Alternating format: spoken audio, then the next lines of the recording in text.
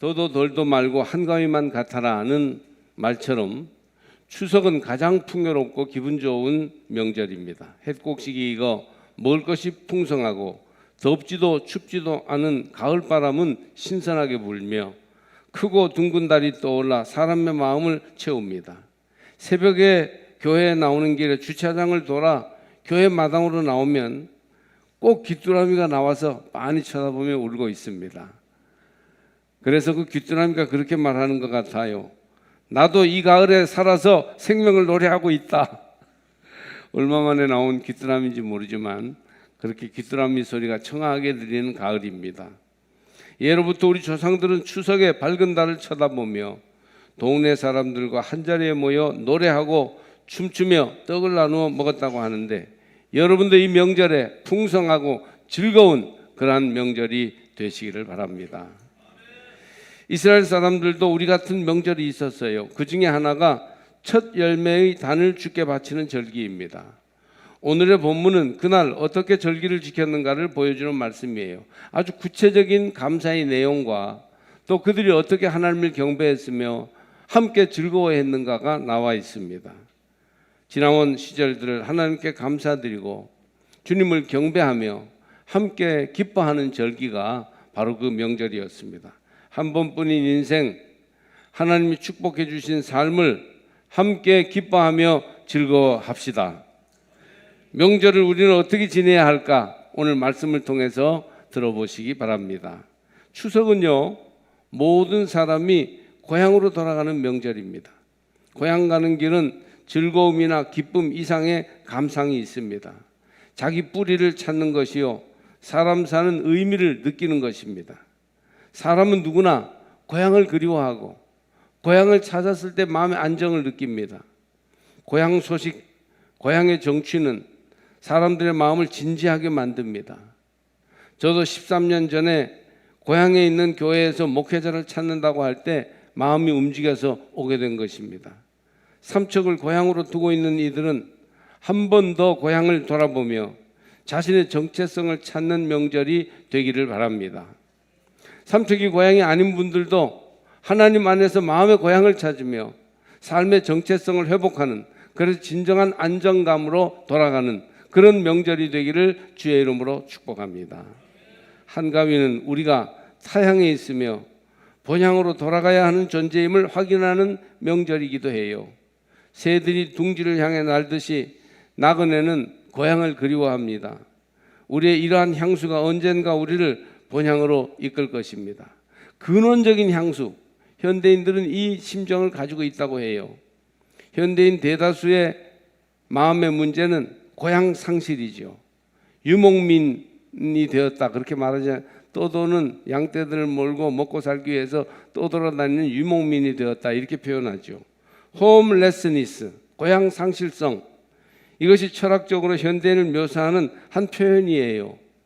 고향을 떠나왔거나 아직 고향에 이르지 못하였습니다. 고향 없는 사람들은 고향을 몹시 그리워합니다. 이것이 시에서, 그림에서, 문학과 영화에서 나타납니다. 정중수 시인의 먼 아버지라는 시입니다. 직장생활 초임 시절 시골 아버지께 말씀드렸지, 서울에서 못 살겠어요. 고향 가서 농사 짓고 살래요. 큰 인물이 되려면 큰 물에서 살아야 되느니라. 그래도 숨이 막혀 못 살겠어요. 아버지 그때 목소리 가다듬고 말씀하셨지. 서울에 사는 사람 얼마나 되느냐? 700만 명이라던데요. 그럼 너는 맨 꼴찌 700만 번째도 못 든단 말이냐? 그 한마디에 이를 앙다물고 서울살이 30년, 집 장만하고 아이들 키우고 정신없이 살았네. 내 오늘 직장에서 물러나 시골 아버지께 말씀드렸지. 서울에서 못 살겠어요. 고향 가서 선산 지키고 살래요. 고향이 어디 있단 말이냐? 넌 이제 서울이 고향이다. 오도 가도 못하고 서울에 붙들려 고향을 잃어버렸네. 먼 아버지라는 정중수 시인의 시입니다. 성공과 번영을 위해 떠나온 고향인데 어느덧 아주 잃어버리고 이제는 도시가 고향처럼 되어버리고 말았다는 시입니다. 현대인의 고향 상실성을 보여주는 것이죠. 타향살이 나그네라는 거예요. 아브라함도 75세에 고향을 떠나 나그네로 살도록 부름받았고 야곱은 만년의 험악한 나그네의 삶이었다고 고백하였으며 히브리서 기자는 우리가 이 땅 위에서 나그네로 살고 있으나 돌아갈 본향이 있다고 노래하였습니다. 고향에서 부모님을 뵙듯이 영원한 그 나라에서 하나님을 만나 배우게 되기를 희망하며 우리는 살아간다는 것이에요. 또 교회에 나와 주일마다 하나님 만나는 은혜를 누리게 되는 것입니다. 여러분, 고향에서도 고향을 잃어버린 나그네 여러분, 하나님 안에서 고향을 찾으시기 바랍니다. 추석은 하나님께 감사하는 명절이에요. 아침 기온은 17도, 18도의 정도이고 낮 기온은 24, 5도 정도로서 가장 쾌적하고 생활하기 좋은 기후가 이때입니다. 온갖 과일과 햇곡식이 나와서 먹을 것도 많아서 풍요롭고 넉넉한 때입니다. 추석 명절에 굶어 죽는 사람은 절대 없습니다. 불신자들은 자기들끼리 즐거워하는 데에만 그치지만 그리스도인은 하나님을 기억하며 감사하는 명절이에요. 그리스도인에게는 감사가 필수적인 덕목입니다. 믿음, 소망, 사랑 이 세 가지 위에 감사를 더하라고 윌리엄 바클레이는 말했어요. 광야의 나그네였던 이스라엘이 가나안 땅을 얻고 그 땅에서 얻은 소산물로 하나님께 감사드렸습니다. 모든 선한 것은 하나님께로부터 옵니다. 따라서 하나님께 감사함이 우리의 마땅한 본분이에요.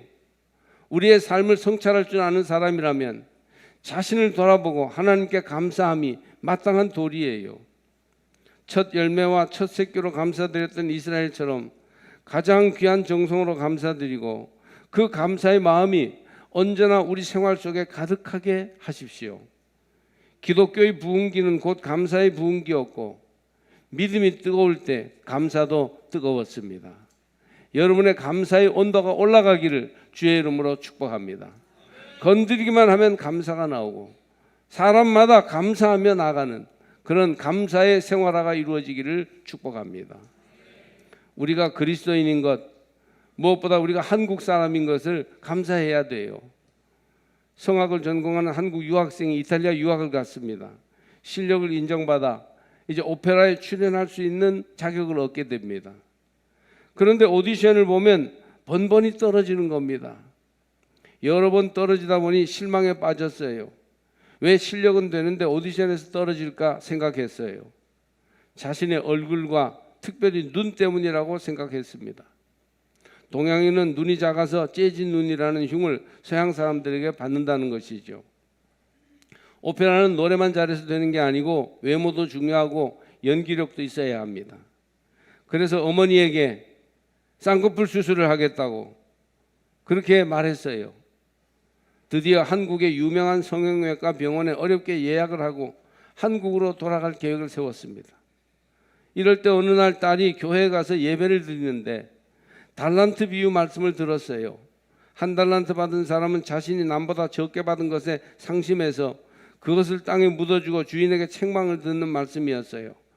자기 얼굴이 혹시 서양에서 한 달란트 받은 사람 같아 할지라도 땅에 묻어주지 말고 활용해야 하는데 그것이 반성이 되었어요. 말씀을 듣는 동안. 하나님이 나를 동양인으로 한국에서 태어나게 하신 것도 하나님의 계획이라면 분명히 길이 있을 것이다.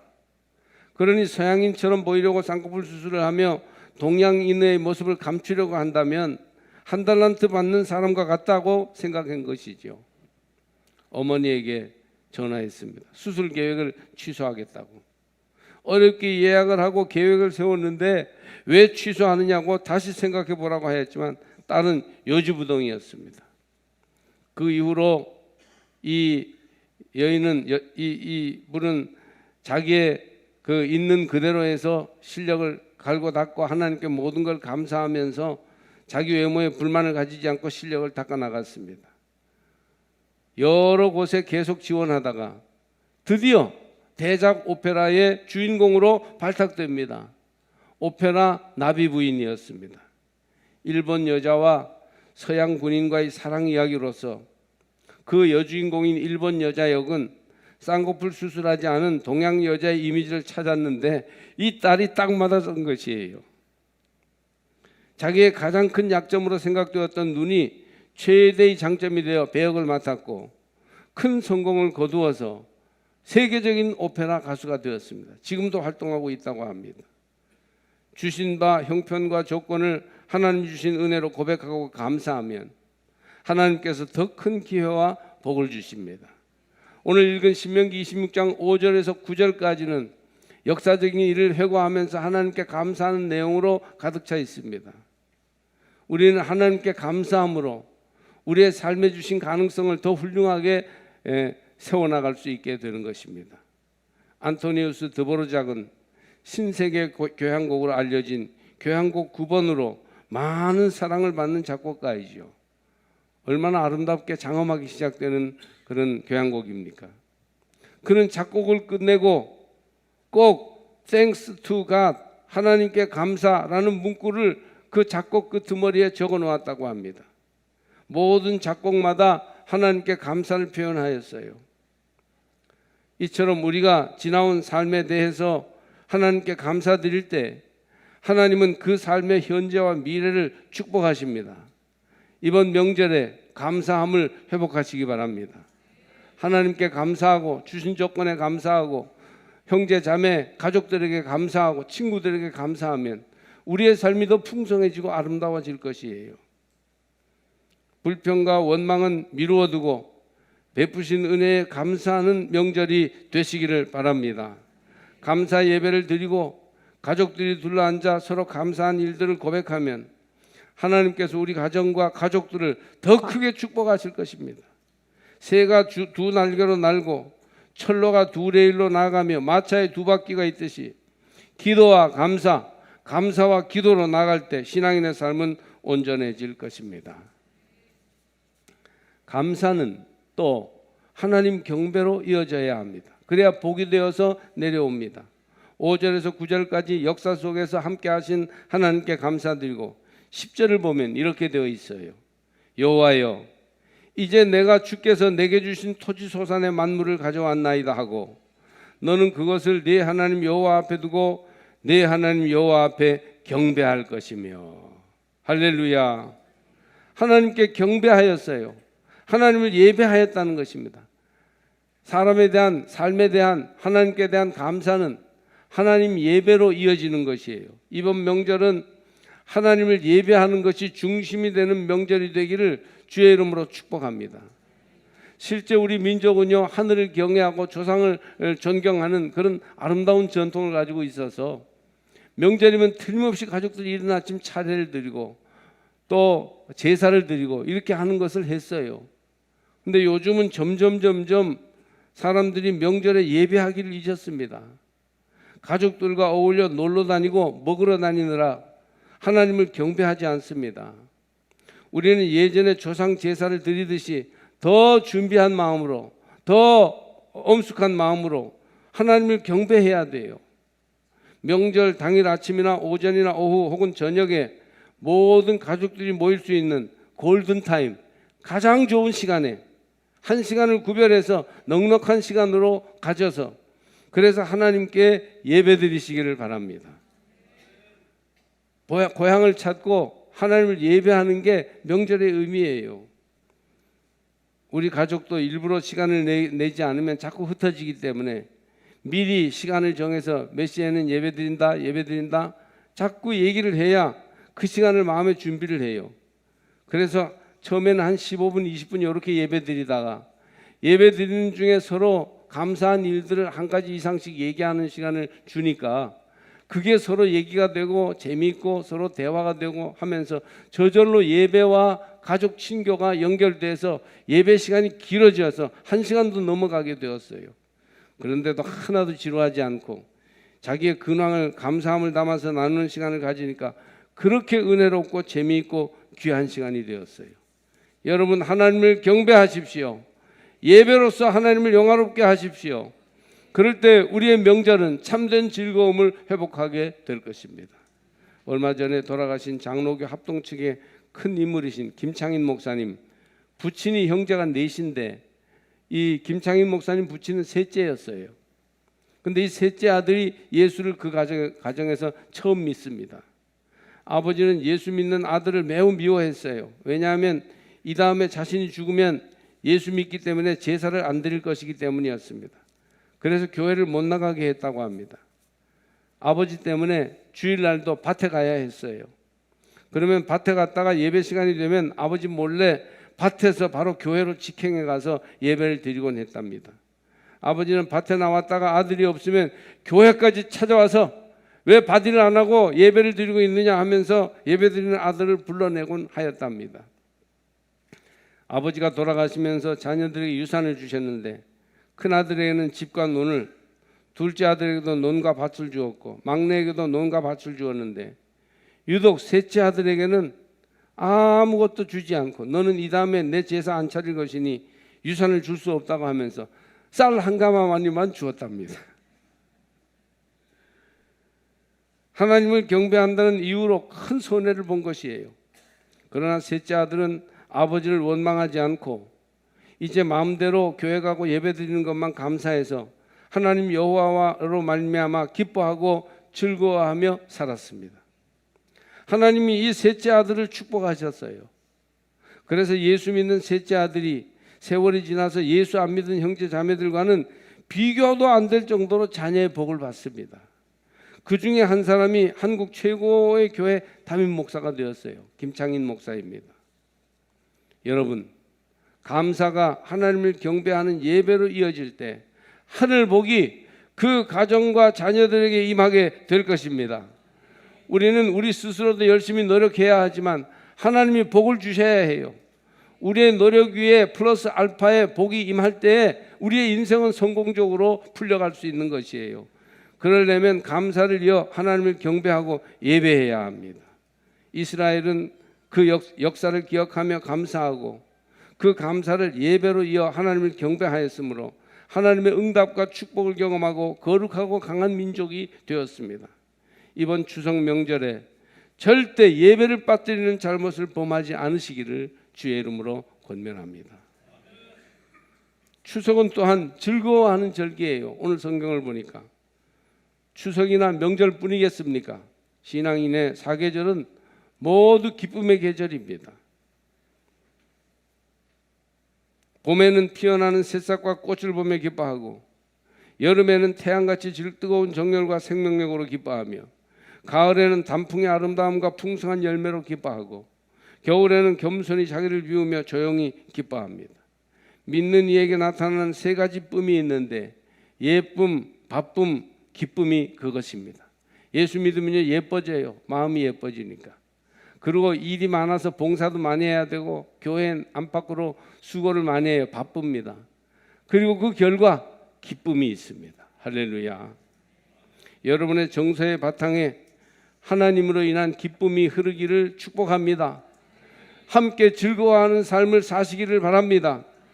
성서는 네 하나님 여호와께서 너와 내 집에 주신 모든 복을 인하여 너는 레위인과 너희 중에 우거하는 객과 함께 즐거워할지니라. 그렇게 11절에서 명령하십니다. 그들은 첫 열매의 결실을 가지고 아직 넉넉지 않고 풍성하지 않았지만 그러나 더불어 함께하는 잔치를 베풀었어요.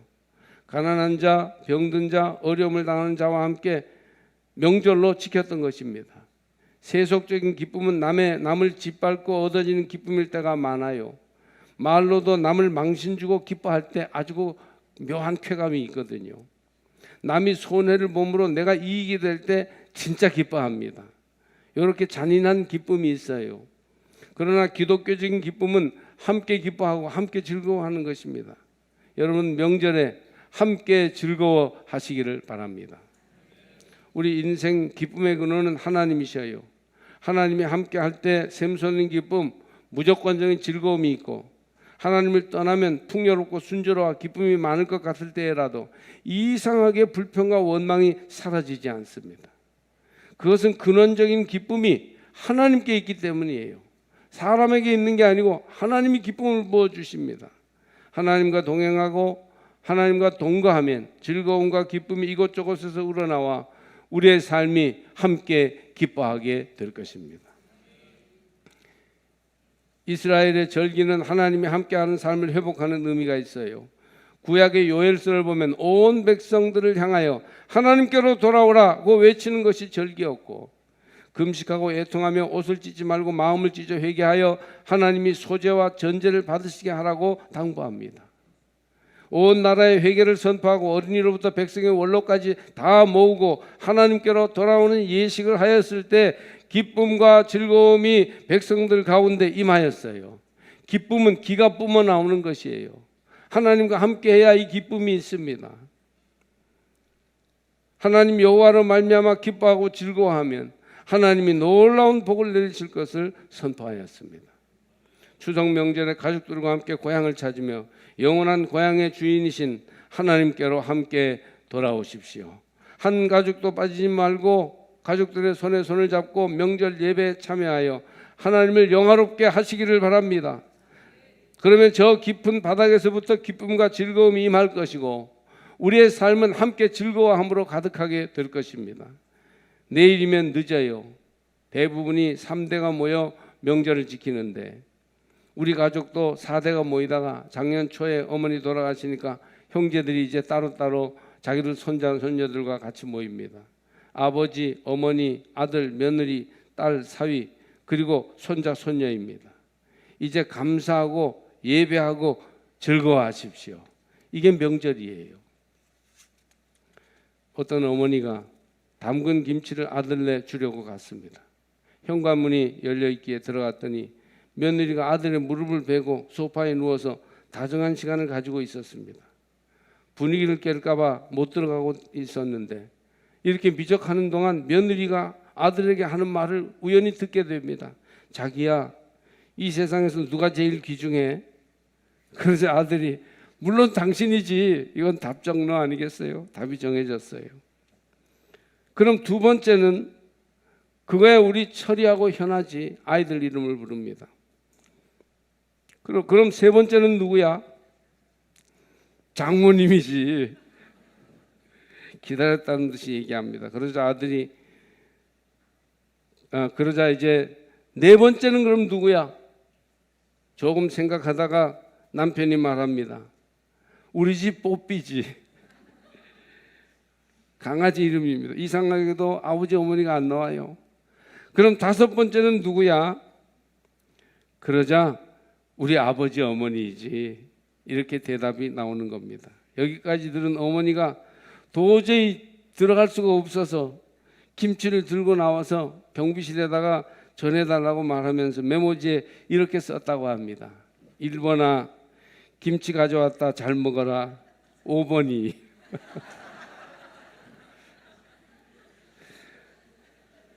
어머니, 아버지, 형제들, 친구들 섭섭하게 만들지 말고 함께 기뻐하는 명절 되시기를 바랍니다. 주님께 감사하고 지나온 세월들에 대해서 감사하고 예배하는 명절, 함께 한 사람도 소외되지 않게 손을 잡고 같이 기뻐하는 명절 되시기를 주의 이름으로 축복합니다.